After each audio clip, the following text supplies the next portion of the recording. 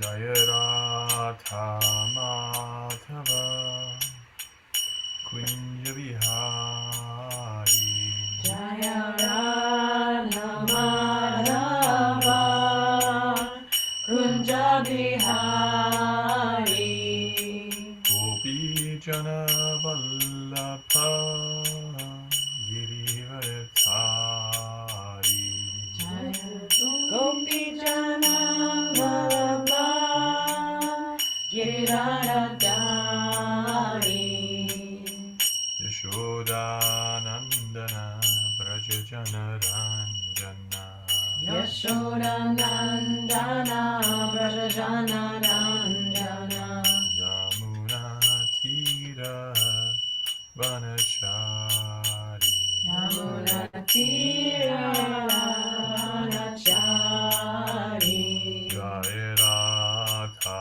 Madhava Kunja Vihari Jaya Radha Madhava Kunja Bihari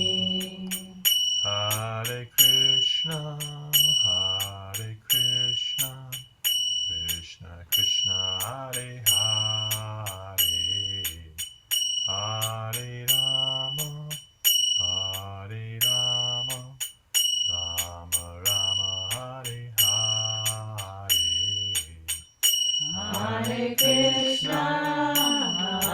Krishna Krishna Krishna Hare Hare Hare Rama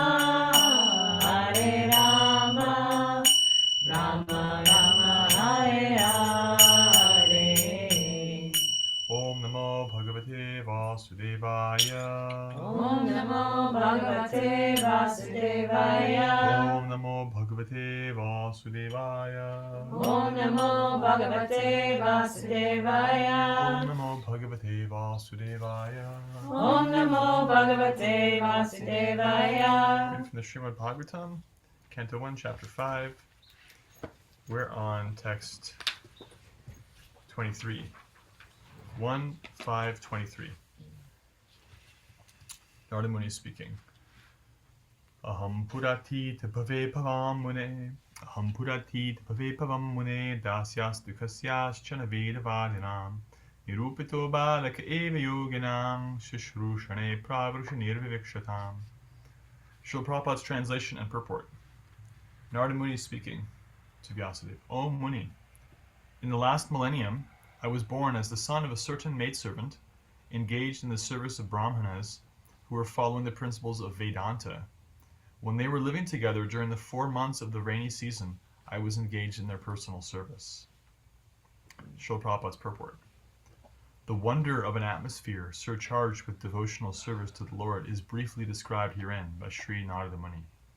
He was the son of the most insignificant parentage. He was not properly educated.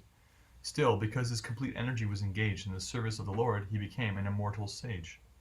Such is the powerful action of devotional service. The living entities are the marginal energy of the Lord, and therefore they are meant for being properly utilized in the transcendental loving service of the Lord. When this is not done, one's situation is called Maya. Therefore, the illusion of Maya is at once dissipated as soon as one's full energy is converted in the service of the Lord instead of in sense enjoyment. From the personal example of Sri Narada Muni in his previous birth, it is clear that the service of the Lord begins with the service of the Lord's bona fide servants. The Lord says that the service of his servants is greater than his personal service. Service of the devotee is more valuable than the service of the Lord. One should therefore choose a bona fide servant of the Lord, constantly engaged in his, capital H, in the Lord's service, accept such a servant as a spiritual master, and engage himself in his, the spiritual master's, service. Such a spiritual master is the transparent medium by which to visualize the Lord who is beyond the conception of the material senses. By service of the bona fide spiritual master, the Lord consents to reveal himself in proportion to the service rendered. Utilization of the human energy in the service of the Lord is the progressive path of salvation. The whole cosmic creation becomes at once identical with the Lord as soon as service in relation with the Lord is rendered, under the guidance of a bona fide spiritual master. The expert spiritual master knows the art of utilizing everything to glorify the Lord, and therefore under his guidance the whole world can be turned into the spiritual abode by the divine grace of the Lord's servant. Srila Prabhupada ki jai. Jai. Om Jnanatimirantasya Jnananjana Shalakaya Chakshurudmilitam Yena Tasmai Shri Gurave Namaha Vanchakalpatarubhyascha Kripasindhubhya eva cha Patitanam Pavanebhyo Vaishnavebhyo Namo Namaha.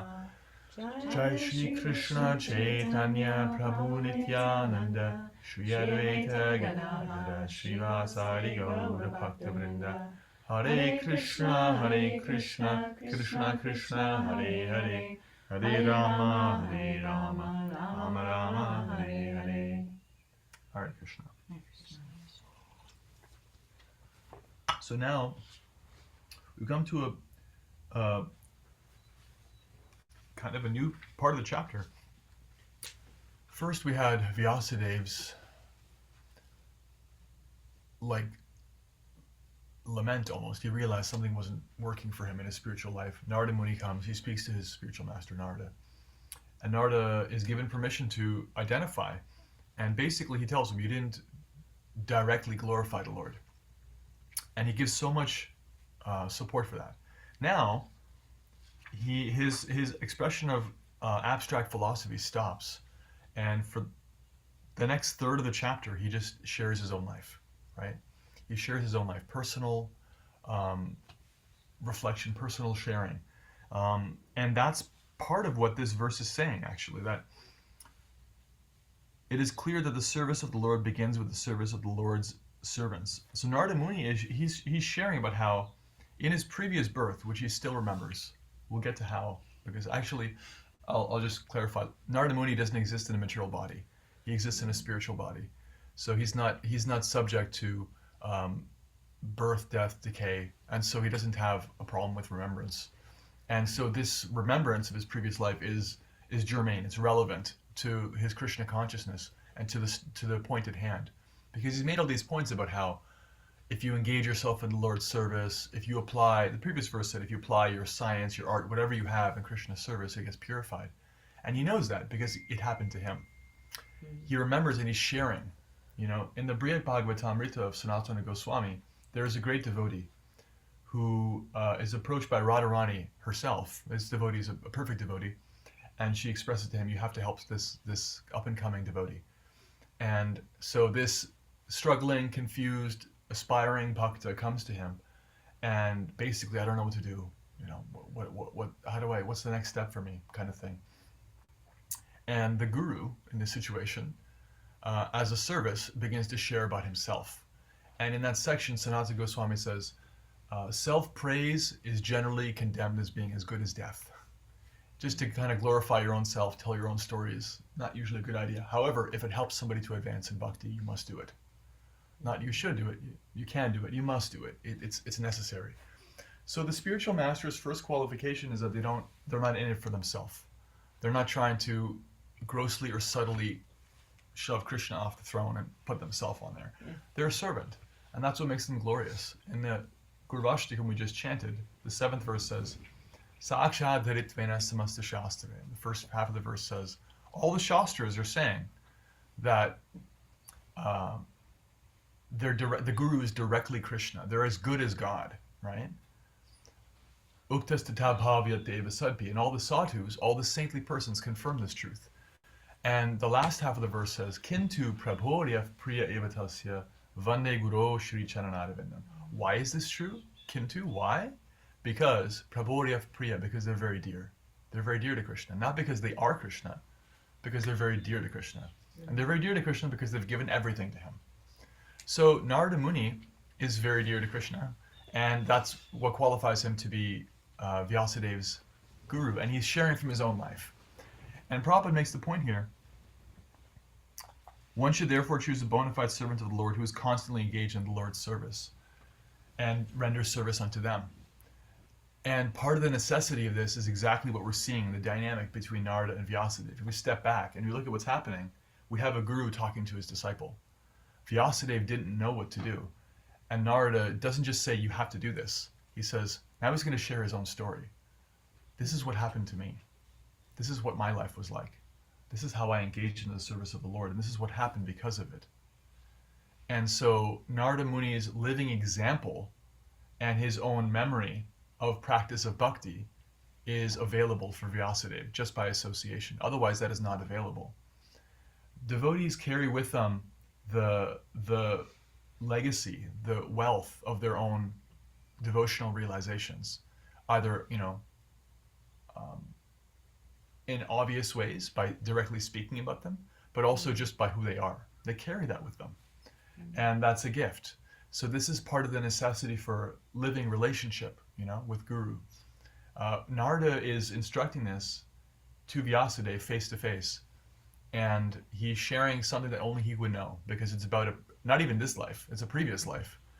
He said, in the last millennium. So Narada Muni's spiritual body is such that he remembers what no one else could know. special realization. But even what we have in this one life is very potent realization.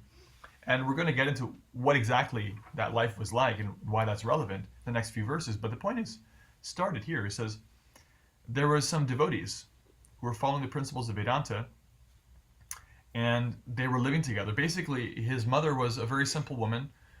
She was just a servant. She was a maidservant. And these brahmanas, they were traveling through. And during the Chaturmasya, the rainy period in India, for about 4 months, it doesn't stop raining. It starts raining and doesn't stop for about 4 months. Usually during that time, people are advised to stay in one place. And so even very saintly persons, devotees, will just stay in one place, they'll just hear and chant, and then when things kind of clear up, they'll travel. Now, they stayed with this maidservant and young Narada, who was like 5 years old at the time. And he just rendered service to them. He didn't know anything. He wasn't even properly educated. Prabhupada makes the point. He was the son of the most insignificant parentage. So his lineage, his family legacy was not important. He was not properly educated. So that was not really the case. That's not the criteria for his advancement.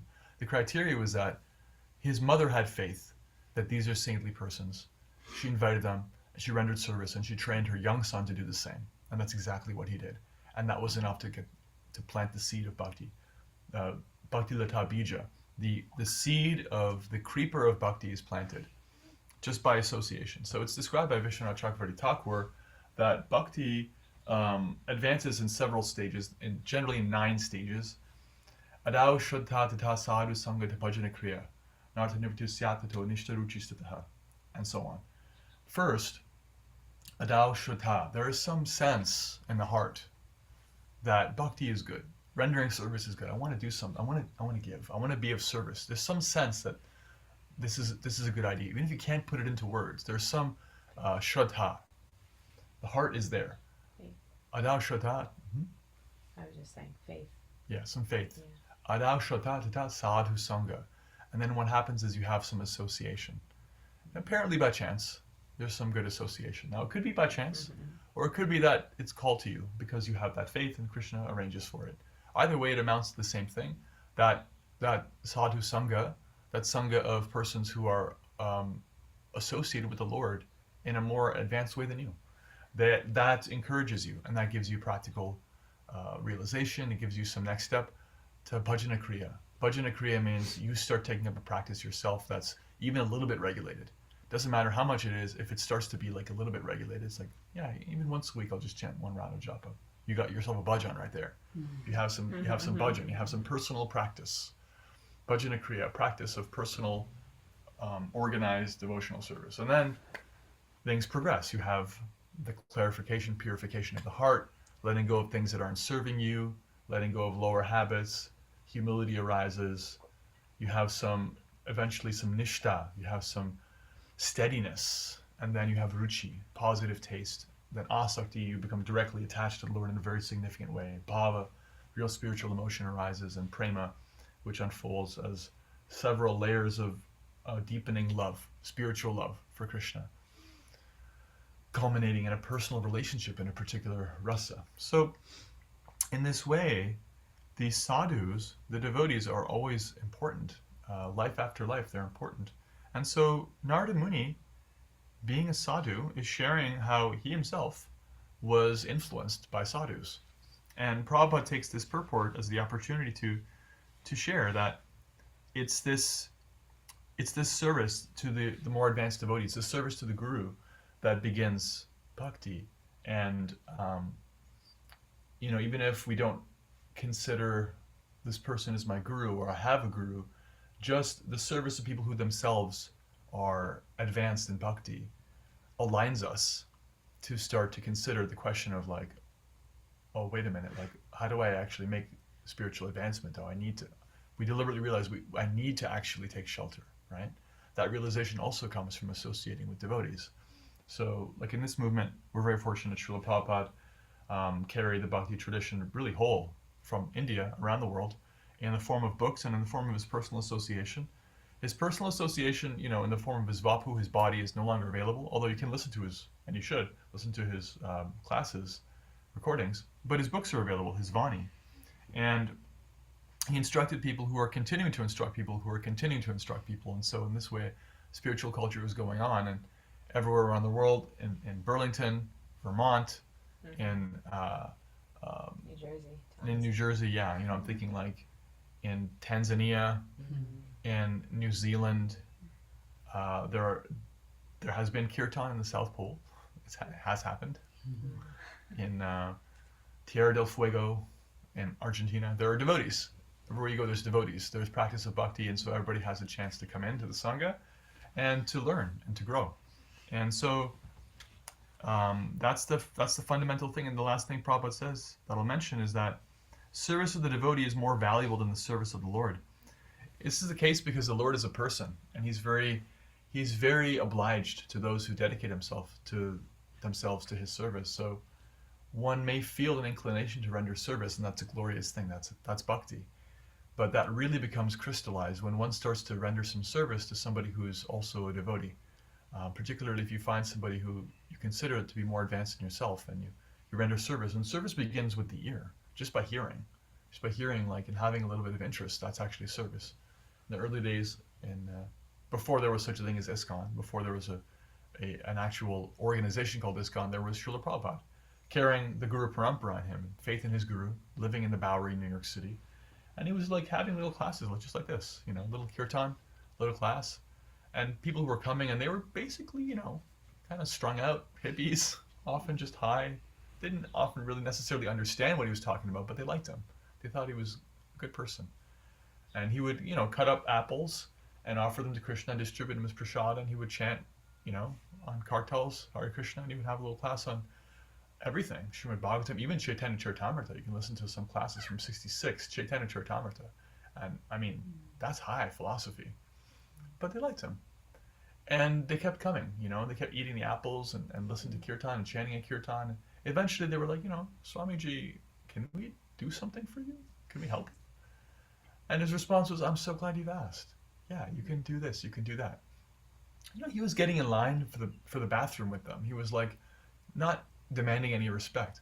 And as soon as it became apparent to anybody that maybe I could do something, they opened their mouth and they said, yes, you can do this. You can start, I don't even know what he asked. You can bring an apple and I will offer that apple. You can chant japa. You can do this. You can do that. You can help clean the place up. You can put flyers out. And of course, in this way, it grew.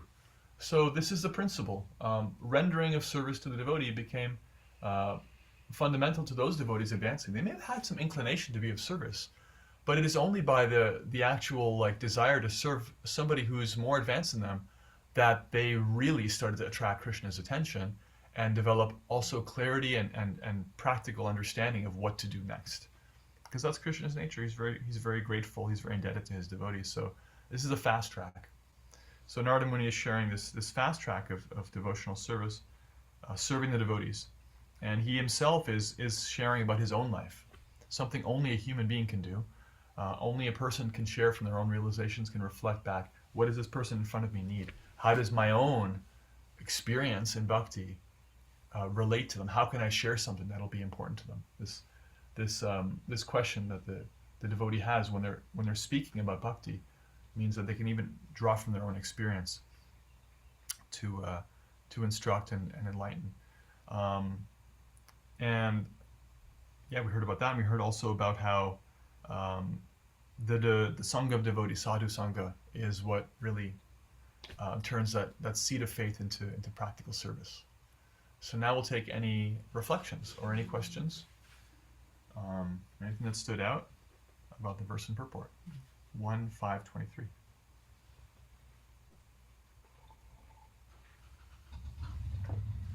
Reflecting on how we're built for connection, like we're made for connection, and that you can read something or hear something, or Narada Muni could give this teaching or make this instruction, but then when you add your own personal experience, because there's a personal connection between you and whoever it is, it then lands on a deeper level. Or for me, when I receive it from someone, it's like, oh, this happened to you too.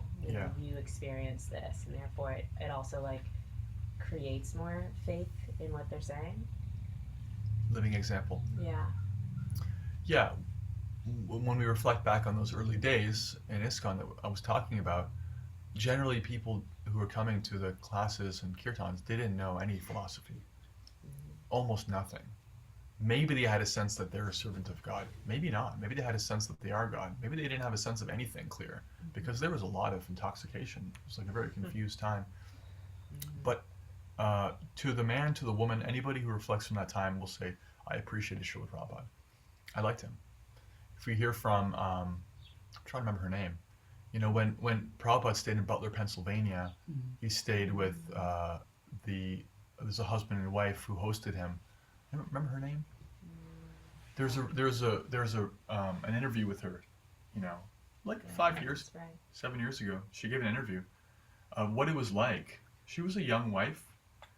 They hosted Srila Prabhupada for like 3 months, and he never preached to them. He wasn't like, this is Krishna, this is Bhakti, you're all servants. Not really. Susan Don. Is it Susan? I don't remember. I don't think it's Susan. And he was just him. He was just himself. And she just reflected that he was a wonderful person. I really loved having him in our home. He was very different, but he was very attractive in a deep way. I really appreciated he was there. He was sweet, and he had a wonderful energy, and she never forgot him. And so it's okay. You don't have to look it up. I found it. Yeah. What's her name? Her name was Sally Agarwal. Sally Agarwal. And her husband was Gopal Agarwal. Yeah. They didn't know him. Gopal Agarwal's father lived in India and met Srila Prabhupada and said, okay, my son is in New York or in Pennsylvania. He can sponsor your application. So they stayed with them he stayed with them for 2-3 months. And he didn't really directly preach, but they remembered him because Srila Prabhupada carries Krishna. Even he doesn't have to open his mouth and talk about Krishna directly. There is a way in which that atmosphere became purified. So there's a way that everybody who is coming to his classes experience that this is a special person. They like him. And so when he shares about bhakti and his own experiences, it has power. Yes, as you point out, we're made for that. That's a special kind of inspiration. Right. Thank you. More reflections. Anything that stood out? I think it's, when we talk about bhakti, right, it's a very personal relationship with Krishna. It's between us and Krishna, right? And it's, right. We walk the path that we're supposed to walk when we're walking it. But also, it also leads to that idea of sharing your heart and confidence with people and also listening to them. So while it's extremely personal between you and Krishna, part of what we're called to do is then share that experience. And so it's kind of like this and that. It's not but. And so I think, when you go back to thinking even about nectar of instruction and how we're told to, in the nectar of instruction to give obeisances to the devotees who have gone through initiation and to engage in worshiping the deities with them and associate and serve the pure devotees who are advanced. And so kind of it just all correlates to each other in the different Vedic texts. Like this is, this is what we're supposed to be doing. So yes, very, very personal with Krishna, and it's between you and him, but also, sharing your heart and sharing your experience and also listening to others is really critical for us to advance in our bhakti. Yeah, there's an expression, what is most personal is most universal. What is most personal is most universal. It's apparently contradictory. But if I share what's really real for me in a very specific way, not only does it capture your attention, it's like, oh, now he's really showing up. Like this is he talking about himself. Oh, interesting. it also resonates, because then you find the truth in it. That's the nature of discourse. If we stay on the general level always, we risk losing our audience, because there's no longer any like fire. There's no longer any like burning reality to what we're talking about. It just remains in the ether. It's like intellectual, heady stuff. It could be like this, it could be like that. But it was like, yes, it's like that, and here's how it worked for me. As soon as that happens, there's a different kind of communication happening. The Upanishads generally are very abstract. They're very abstract because they're for those who have deeply qualified themselves to receive just an abstract message. They're very much in Sattva Guna, the trained Brahmanas. The Puranas, like the Srimad Bhagavatam, are not generally very abstract. There are sections that are abstract, but they're generally very personal. They're sharing Leela. They're sharing, this person did this with this other person. This is what happened. And sometimes it's talking about those people. Sometimes it's directly hearing from them. First person sharing. So there's like stories within stories within stories. It's always relationship. It's always pastimes, because that's how we relate, especially in Kali Yuga. We don't have the qualifications to sit down for long stretches of time, hear deep abstract philosophy and get it. Oh, there's a personal God. Oh, he looks like this. Oh, like that. That gradual purification process is not so available. We hear Srimad Bhagavatam because Srimad Bhagavatam is actually directly the sum total of Vedic knowledge. And Srimad Bhagavatam, as with all the Puranas, more so especially, it's actually just stories. It's mainly stories. There are sections that are like very heady, but they're in support of Leela mainly. And so there's a logic to why the Srimad Bhagavatam is presented that way. And it goes back to what you're saying. Because what is most specific is what is most universal. What is most individual is what's most universal. It actually touches the heart. In any field, but especially in the spiritual, because if you really hear about Narada Muni, if you really receive that, you're actually associating with Narada Muni, right? Like if you hear from, like, I don't know, Mike Tyson about boxing, you will imbibe principles of boxing, and that'll affect you materially. But if you actually hear from Narada Muni and you receive that, it's like he's in the same room with you. You're actually with Narada Muni. Now, what does that do to your life? What does that do to your spiritual trajectory, right? That's the whole Srimad Bhagavatam. That's our whole process of reading. We're with Prabhupada right now. We're with Narada Muni, with Vyasadeva. That's incredible association. Thank you.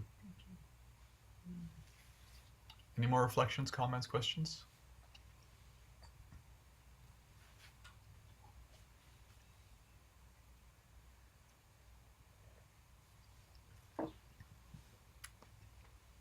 Okay. Jai. Srimad Bhagavatam ki jai. Srila Prabhupada ki jai. Now we can offer our respectful obeisances unto the Vaishnava devotees of the Lord, because they're just like desire trees that can fulfill the desires of everyone and are full of compassion for all the fallen conditioned souls. Jai. Vansha kalpatarubhyascha samhubhyevacha patitanam pavanebhyo Vaishnavebhyo namo namaha. Anakoti Vaishnava Vrinda ki jai. Thanks for coming to the morning program and the class.